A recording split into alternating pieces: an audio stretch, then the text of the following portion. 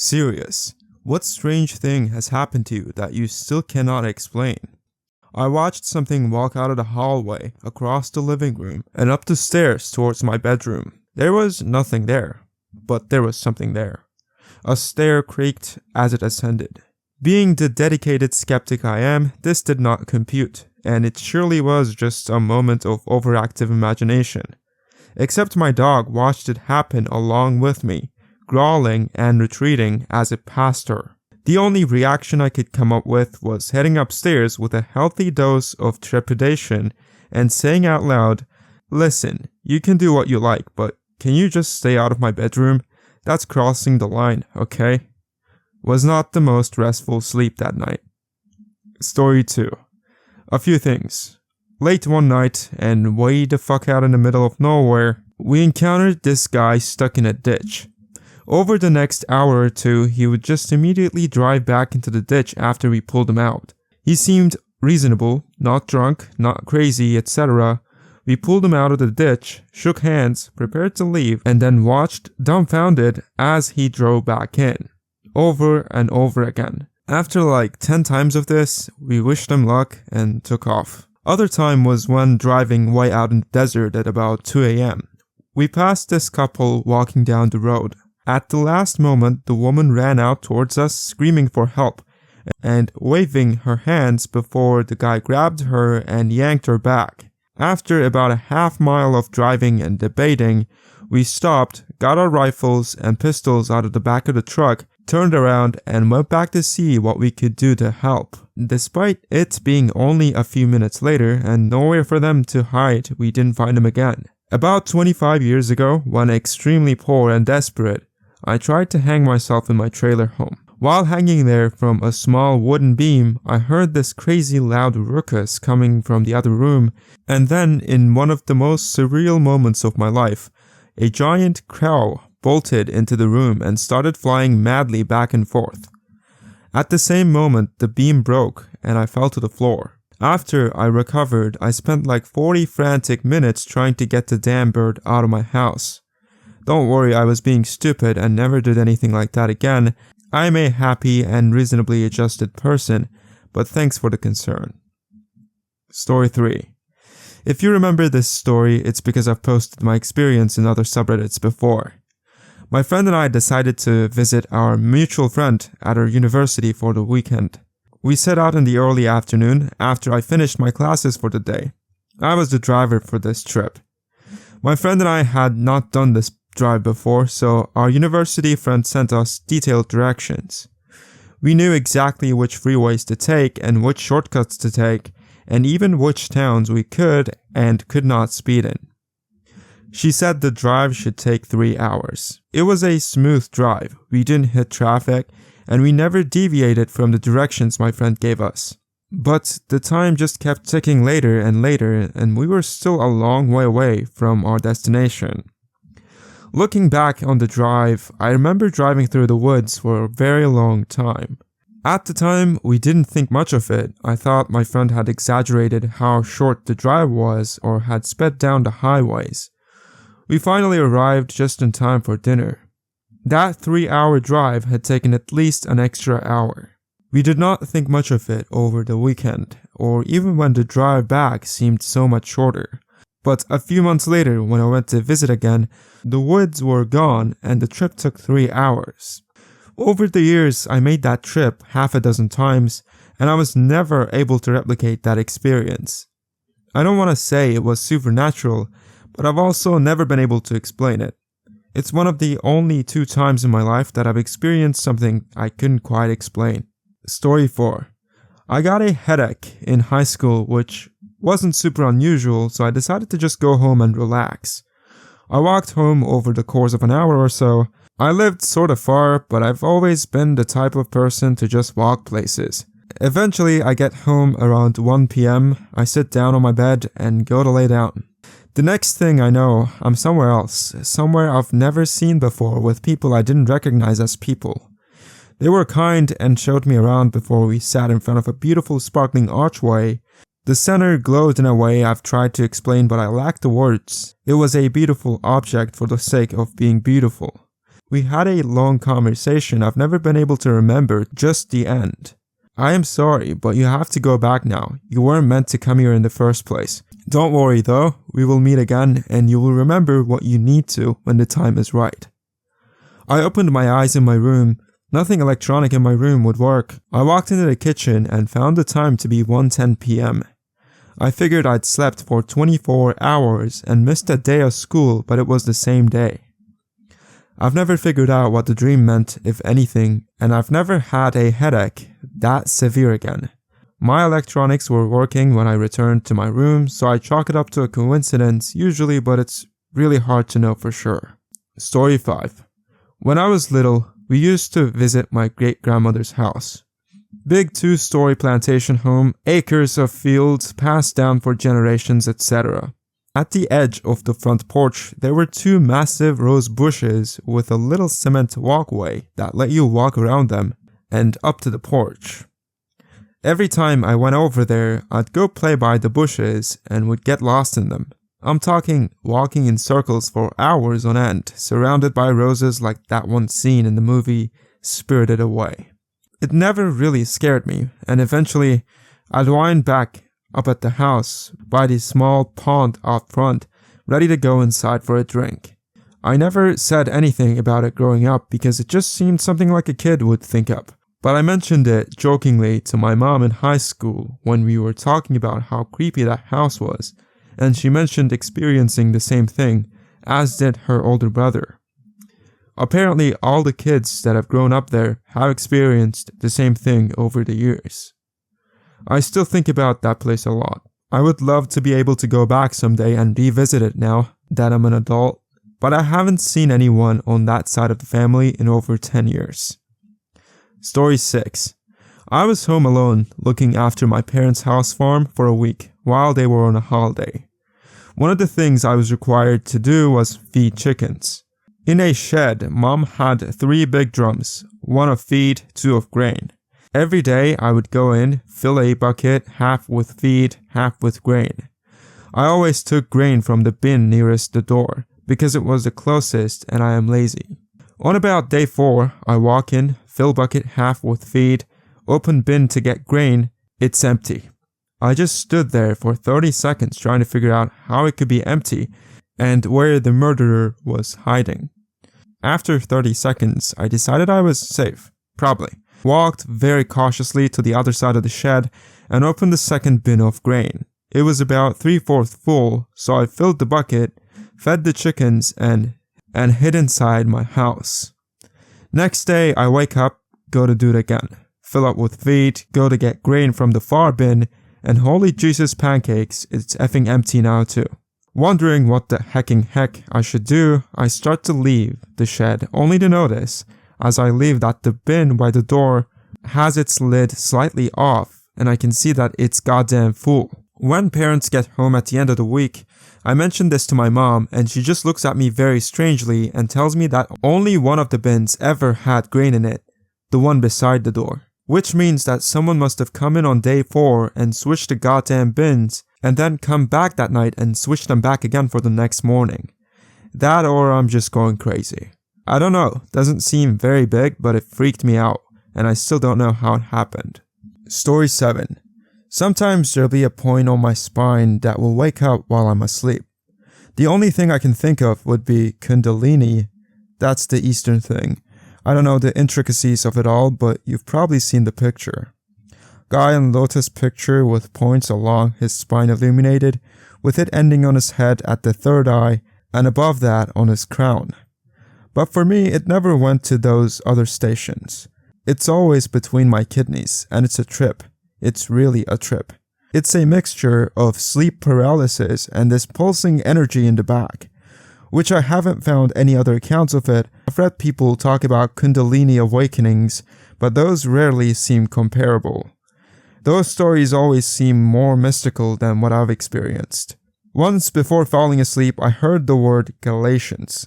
Then the dream starts, and the dream was effing odd. I wake up and I can't move. This point on my back is pulsating. I can feel it move from one spot to my entire body like a wave. And inside of my body there's a dialogue happening between a woman's voice and my own, from my upper body to my lower body. The woman's voice emanating from within the upper body, my own voice speaking in gibberish coming from the lower body.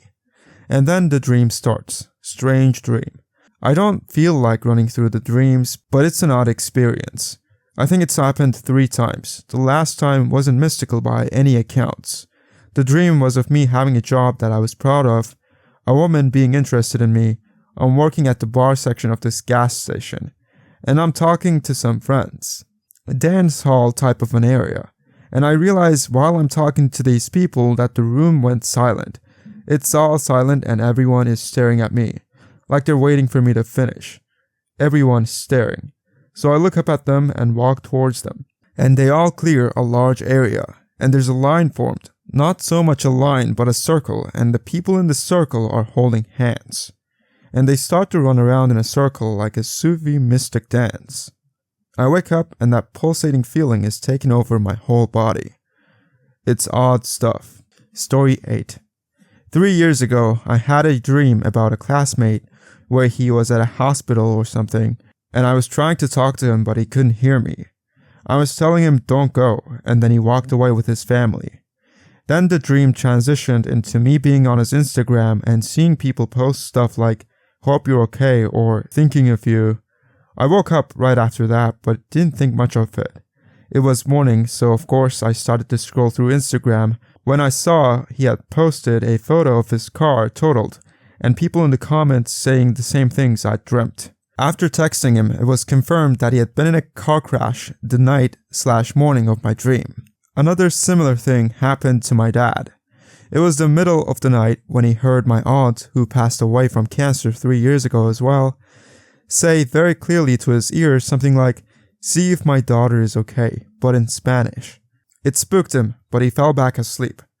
Later that day, my mom got news from my aunt's eldest daughter that her second eldest had been in a horrible car accident. Story 9. I had a pair of earrings that used to move around my dorm room when I was alone with the door locked and totally sober. They would move from the countertop to up on top of my stereo, hooked on top. I'd never done drugs or been drunk in my life. It happened twice. I didn't fall asleep in the time I was in the room. If they had fallen to the ground, I would feel more sane, like gravity. But no, these moved up and hung themselves by the ear hooks. I ran out of the room the second time it happened. I read about what to do in a haunting, and then 2 hours later, I went back to the room, opened the window, and said loudly, please leave now. Then left the room empty for 2 days. When I returned later, the room felt lighter and it never happened again. My roommate was out of town at the time. Damn, reading these stories at literally 3 a.m. is quite scary, but can you please subscribe before I go to story 10? Please? Like now? Thank you. Story 10. I was driving late at night through a long empty stretch of desert, talking on the phone, chatting, trying to make a dull drive less dull, when I see a light off in the distance up a hill. I don't think much of it, just pleased that I'm close to civilization. After a mile or two, the light isn't closer at all, and the hill I thought it must be up isn't anywhere. There's nothing but flat dirt for miles.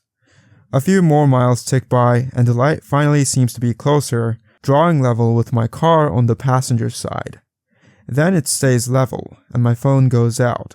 The light, the size of a beach ball, about 20 feet off the ground and maybe 30 yards off the highway, stays with my car for nearly 2 miles.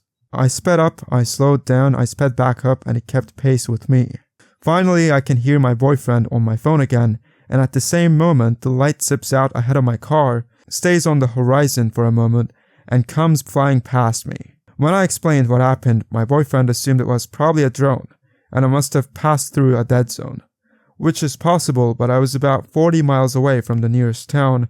It was nearly midnight, and I'd driven through that stretch of desert without cell problems before. Story 11.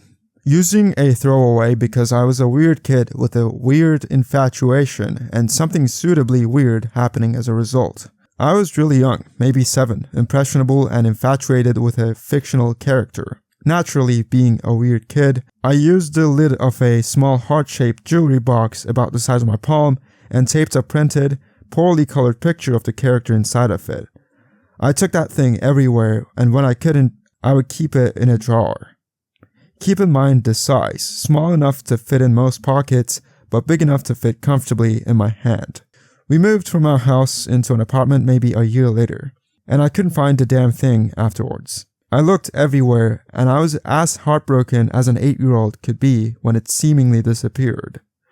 We had already settled months later. I still hadn't forgotten about it by then when I went into my closet to change for school. I crap you not, the plastic heart falls from the sky. Ceiling, a shelf, I don't know. But it falls from the sky, hits me right on my head, and falls on the closet floor. I couldn't believe it, I still can't. I probably still have the thing buried in a drawer somewhere. 8-year-old me was ecstatic and confused. Over a decade later, I still think back to this. There probably is a logical explanation for it, but the timing was just perfect. Story 12. When I was a teenager, I had a bad relationship with my parents at the time, and they started accusing me of doing all kinds of weird stuff and picking fights for things like rearranging the cutlery that was in a tray on the side. Turns out my stepdad was chucking the clean cutlery in the tray and coming back a couple of hours later to find it perfectly stacked and lined up, and he thought I was messing with him. To be honest, the anger at the idea of me tidying the kitchen is what I understand the least about all this, still. One day I was told off for walking through the kitchen with wet feet. Now, I lost my crap at this because it felt entirely unreasonable. I hadn't even had a shower that morning or been anywhere near any water. So my stepdad points to a pair of wet footprints by the window and goes, "Well then, how do you explain this?" And I look at them and say, "That's not even my shoe size. These prints are from tiny effing feet. Look." And put my foot next to the prints to demonstrate. Only then do we realize something a bit weird is going on. Still don't have an explanation for those prints to this day. I never saw these stupid tidy forks, so can't comment on that, but said at the time we should probably pay whatever it was a salary for helping out around the house. Story 13. I was a licensed private investigator for 4 years in Canada. One of the last contracts I worked was when another firm in the US contacted my company to assist them as their subject was flying up to YVR, and legally speaking, they're not allowed to follow him over the border. They wanted us to tail him 24/7 while he was in Canada.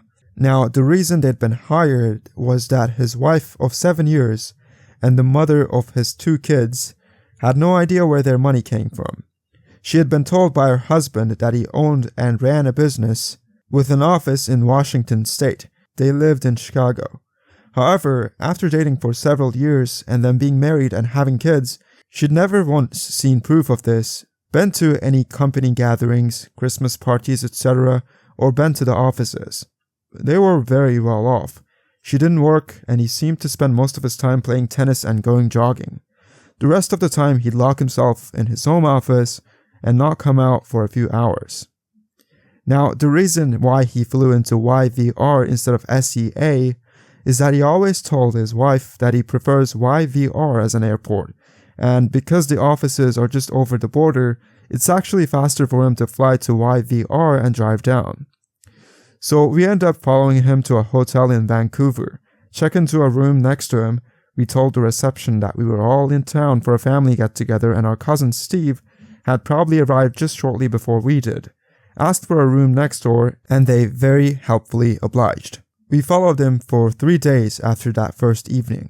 He went along the waterfront and ate fast food and generally just chilled. We didn't see anyone, didn't have any conversations on the phone, nothing. Finally, he went back to YVR and took a flight home. Never did find out what was going on. We all called him the Ghost. Our suspicion is that he works for organized crime, probably in bookkeeping, and was just keeping up appearances. These were definitely some creepy stories to read at 3 a.m, but thank you so much for watching. If you have stories of your own, please feel free to write them below in the comments so I can make a video on them in the future. Like the video and subscribe to the channel if you liked it. I'll see you in the next one.